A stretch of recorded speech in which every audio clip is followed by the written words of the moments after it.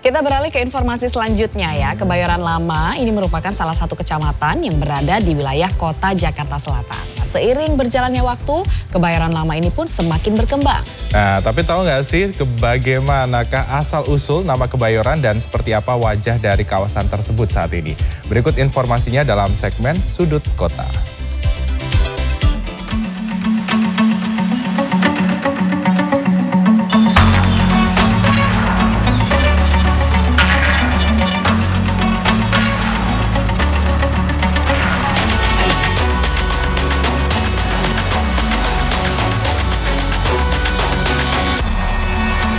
Dalam segmen Sudut Kota kali ini, saya akan mengajak Anda untuk mengenal sedikit bagaimana asal-usul kawasan Kebayoran Lama yang kini identik dengan kawasan elit, berbagai pusat bisnis yang tentunya sudah tidak asing di telinga warga Jakarta, khususnya warga Jakarta Selatan.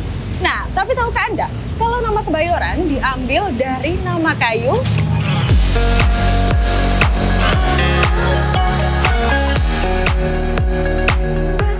Kebayoran Lama merupakan salah satu kecamatan yang berada di wilayah paling barat Kota Madia, Jakarta Selatan.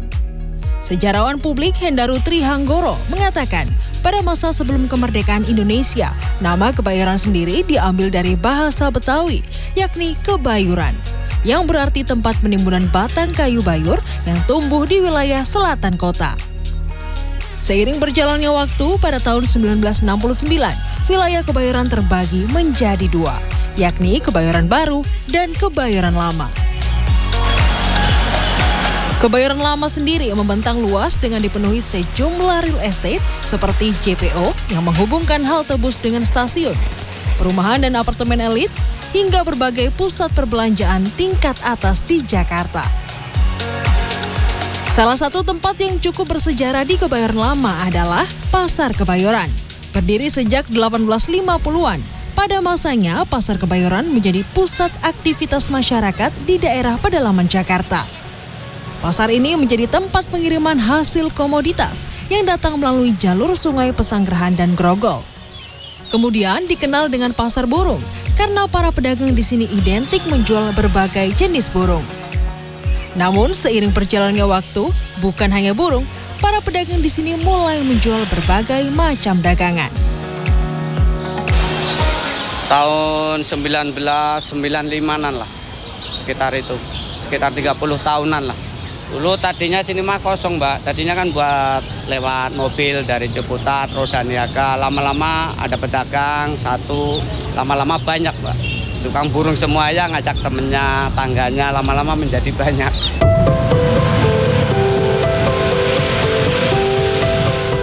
Bangunan bersejarah dan ikonik di Kebayoran Lama lainnya adalah Gereja Ortodoks Rusia Saint Thomas yang berada di kawasan Gandaria.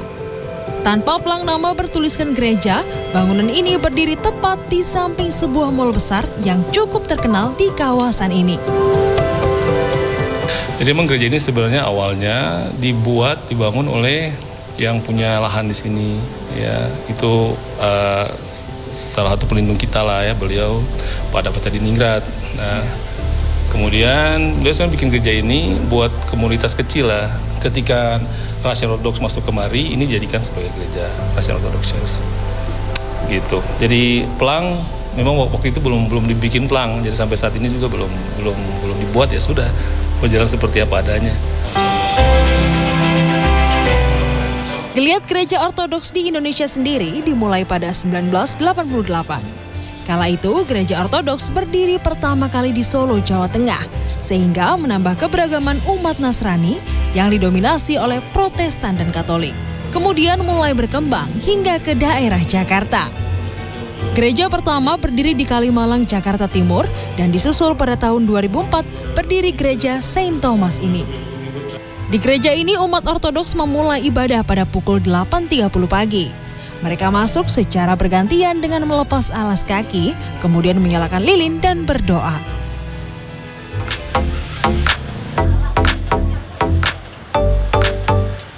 Setelah berkeliling, tidak lengkap rasanya kalau belum kulineran. Nah, saya memutuskan untuk mencicipi iga panggang yang terus ramai diburu pelanggan di kawasan Gandaria, Kebayoran Lama.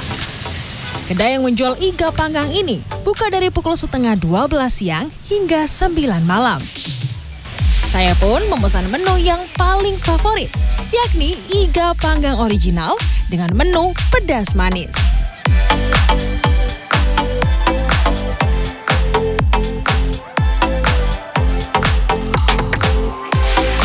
Pertama, bumbunya meresap banget bahkan sampai ke tulang. Karena tulangnya manis banget. Dan yang paling penting, daging iganya empuk, jadi ketika dimakan nggak susah. Ngeliat porsinya yang sejumbo ini justru bikin saya makin pengen terus nambah.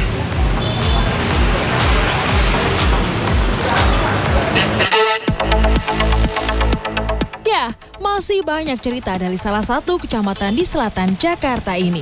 Namun, waktu tidak bisa dihentikan. Perubahan demi perubahan pun akan terus terjadi menyesuaikan dengan masanya. Gadis Rose, Indra Raharja, Jakarta.